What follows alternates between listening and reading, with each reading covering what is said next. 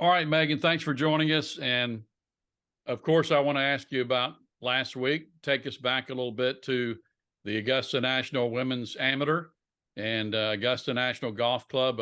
A nice finish for you on the final 9 holes, tied for 14th. What was it like last week, making the cut and being able to go to Saturday? It was a great feeling to finally make the cut. This was my third time playing in this event.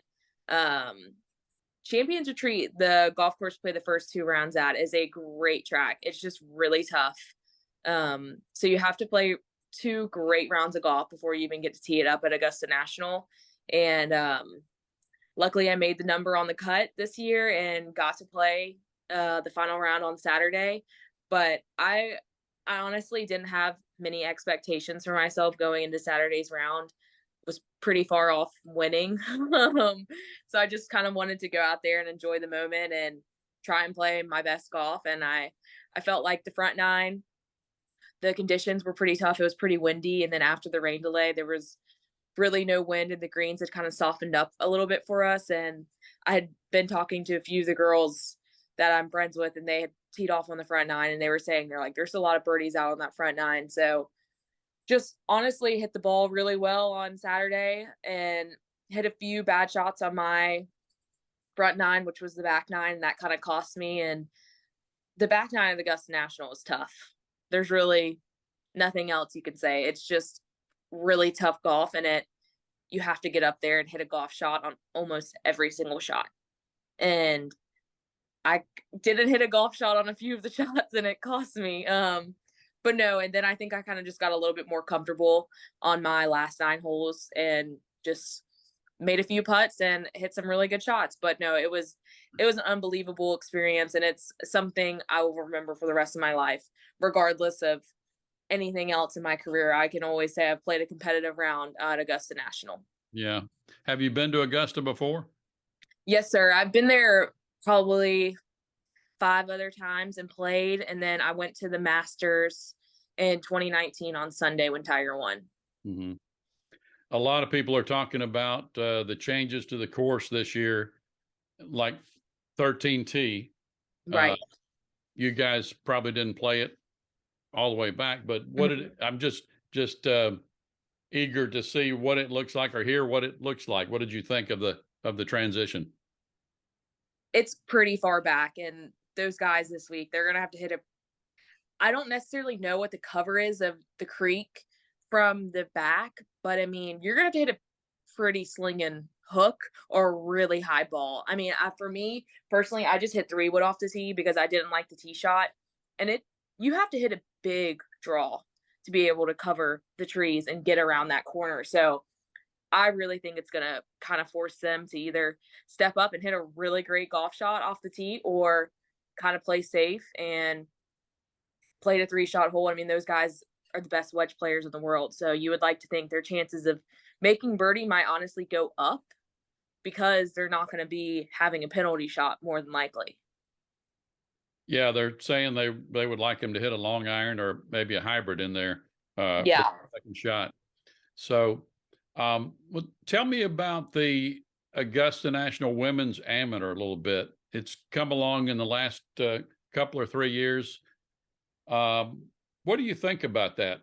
Coming from Augusta National, it's always been a men's club. Uh, do you feel like the women's game is making progress, and how does that make you feel?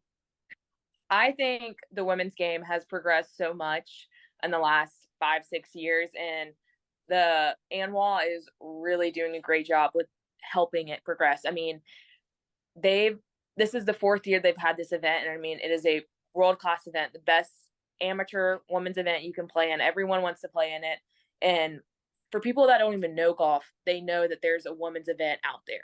They might not know the name of it, but I mean, that's a huge foot in the door to know that hey, there's women playing out there the Saturday before the Masters start. And I mean, Augusta National, everyone knows this. They do everything first class, and they make us feel like the best players in the world, and they treat us like royalty. And it's if you ask anyone, not myself, it is the best event hands down. Everyone would say that. Mhm. Would you like to see women's masters one day, a professional tournament at Augusta National?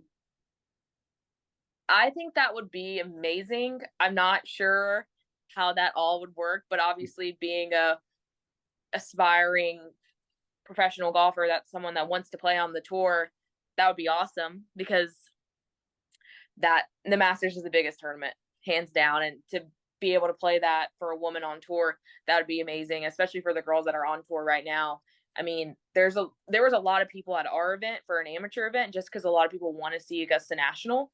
So it'd be great for people to come out and see the professional women playing, even if they're just going to see Augusta National. Right. What about your future? You mentioned that. What would you like to do after Auburn and amateur golf? Do you have definite plans, or is it kind of wait and see? My plan is to turn pro. I'm going to take my fifth year next year because I was a freshman during COVID. So I'll take my fifth year next year and then hopefully go to Q school in the fall of 2024 and figure it out from then. Mm-hmm. Um, you're a so you'll take your fifth year next year. You're a Yes, sir. fourth year senior, regular senior this year, and you played well this spring. You had a win last fall, and you've had, I think, a third place this spring and some really good finishes. Uh, how much do you consider yourself a leader on this team heading into the SECs and then into the regionals and NCAA? I definitely see myself as a leader for the girls on our team. I just kind of have the leadership personality. Some people have it and some people don't, and everyone can't be a leader, but I try to be encouraging and lead my teammates in the best way I know how. But I think we have great depth on our team, and we are going to have three girls that have played the SEC championship before and have played that golf course. And I know they're going to be ready to play. And we're, we're playing good right now. We're trending in the right direction at the right time. We're going to have two freshmen, and I think that they're going to play great golf. I don't necessarily think I don't look at our freshmen and view them as freshmen. I think they're really mature and they're always ready and hungry to play at the best events and the biggest stage. But I just just try and lead everyone and point them in the right direction. But I don't really think anyone on our team needs too much leadership. I mean, they're all great players, all great girls. They work hard, and I think we're just really fortunate to have a great group of girls. Let's talk about the SEC's Greystone coming up next week. You all have been very successful in that in the past couple of years, along with the NCAA's. How much does that course suit this team, and how do you flip that switch from going from stroke play to match play in the postseason? I think we all really like Greystone. It's a great golf course. They just redid the green, so we're all really curious to see how those are going to be, if they're going to be really firm or not. But um, it's kind of nice. It feels like a home tournament because it's right in our backyard in Birmingham. So I think we're just kind of we have a really good comfort level being there. And to the switch for match play, I mean, I feel like we play match play really well because we play really aggressive during match play and no one's scared to hit a bad shot because if you hit a bad shot, okay, well, you lose one hole. It's not going to cost you 5 shots at the end. And I think that's kind of our strength. We all love playing match play. We all think it's super fun. We have a good time. We play some match play during practice and stuff, trying to just get prepared for SECs and the national championship. But I think match play is 100% mentality and just going into it not being scared of the outcome or what shot you're about to hit. It seems like Melissa's had a lot of success in that format. Is that something that she really emphasizes with y'all, the mental approach to the game when you get to this point in the season?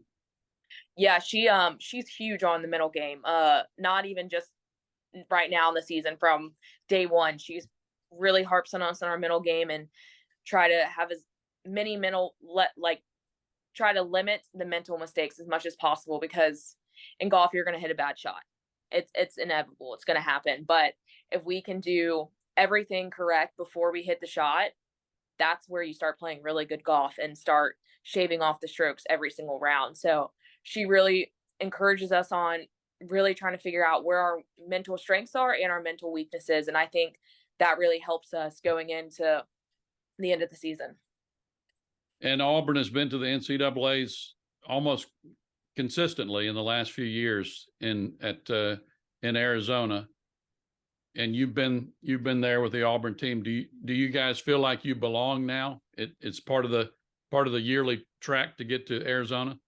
I think we do, yes, sir. I mean, regionals is the toughest week of the year. You can ask almost anyone. So you really just got to focus on regionals. But I mean, I think we all think we're a great team, and I think a lot of teams are starting to recognize us now as one of those teams that's always has a solid group of girls and always can kind of contend, be in that top 5. And I think we're finally starting to believe in ourselves a lot and know that we do belong and that we do have the talent. Did you grow up in a golf family, or how did you get interested in golf? So my dad played golf, but I would not say he's very good. He's like your typical golfer, high handicapper. But so he always tried to get me to play golf. But my next door neighbor and my best friend from home, his dad played golf at Florida, and he did a golf camp every summer. He played on PGA Tour for a year. And so I always kind of went to the golf, swim, tennis camp once a week, and always kind of had a little bit of natural talent. And then kind of got into it when I was 12, 13, played a little bit, and then got serious about it when I was 14, around there. But I've had the same coach since he taught my golf camps, David Jackson. He's someone I owe a lot of credit to, of helping me out. Without him, I don't necessarily know if I'd be the player I am today and have the love for the game that I do.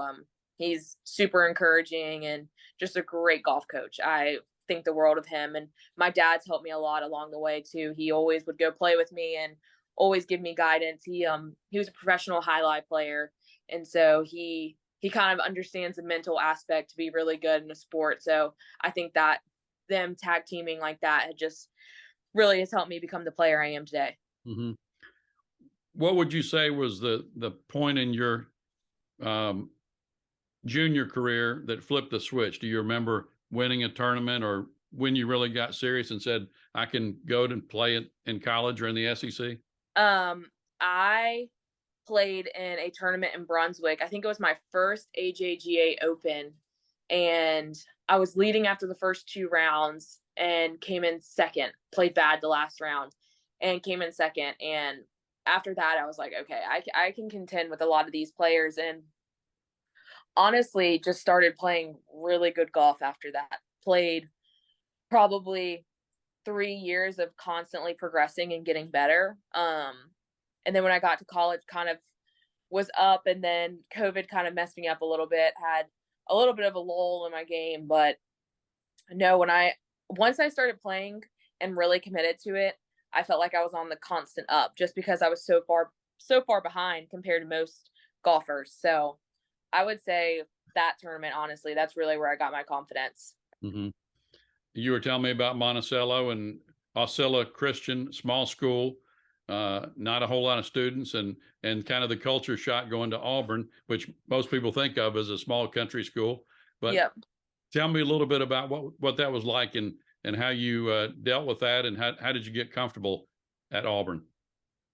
I mean, Auburn was the first golf camp I went to, actually, when I was younger, and I fell in love with Auburn right away. This is a school I wanted to come to, and it just happened to work out late in my high school career that this is where I ended up. But no, I mean, I'm a pretty outgoing person, I like to think. So I think that kind of helped me, but I loved Auburn right away, and it felt like home, and this has been by far the best 4 years of my life, and I wouldn't trade it for anything. But I think really staying on top of everything the first couple weeks I got here was huge for me, and not getting overwhelmed by all the little things. But I think our coaches did a great job and still do a great job for the freshmen. That first week of school, we don't really have any required practice, and they just let everyone get settled and figure everything out, because college as a freshman can be very overwhelming, and college as a student athlete makes it that much harder. Yeah. So I think having that kind of rest week the first week is huge for our success. Hmm. Going into the postseason, we're just before the SECs, but with what you guys have done the past few years, what's your focus? Do you think about Arizona, or do you try to put that out of your mind until later? I think you got to take it. What I always am a firm believer in one shot at a time. That's something my coach has always told me since I started playing golf. So honestly, I have not even thought about the national championship. Obviously, would love to go back, but I'm just going to focus on these next couple of days ahead of me. And when we get to SECs, then I'll start thinking about the first round and getting a game plan for that. But Hmm. honestly, no, and I don't think anyone on our team has started to prep or plan for that yet. So, What's the strength of Megan Schofield's game? What would you tell somebody? ooh, I would say I'm pretty consistent, but if I had to pick one strength, I would say it's probably my irons. I hit my irons pretty solid. And I'm just super confident in them. So I would say I'm a good iron player. Hmm. All right. Finally, of course, you played at Augusta National last week. Everybody knows what is this week. Uh, Hmm. do you have a favorite? Do you have a couple of picks going into Masters week? So I did it on the little Masters fantasy app that everyone can do it on, and I Right. picked Dustin Johnson as my past champion, Jordan Spieth as my American, Cameron Smith as my international, and Max Homa as my wild card. But I really think Jordan Spieth is going to have a good week. Yeah, and you got a couple of live players in there. I know it's very controversial, but Cameron Smith has played well there before. So that's kind of why, and he's playing pretty solid golf right now. And I was a big DJ fan when I was younger, so I just picked him for my past champ.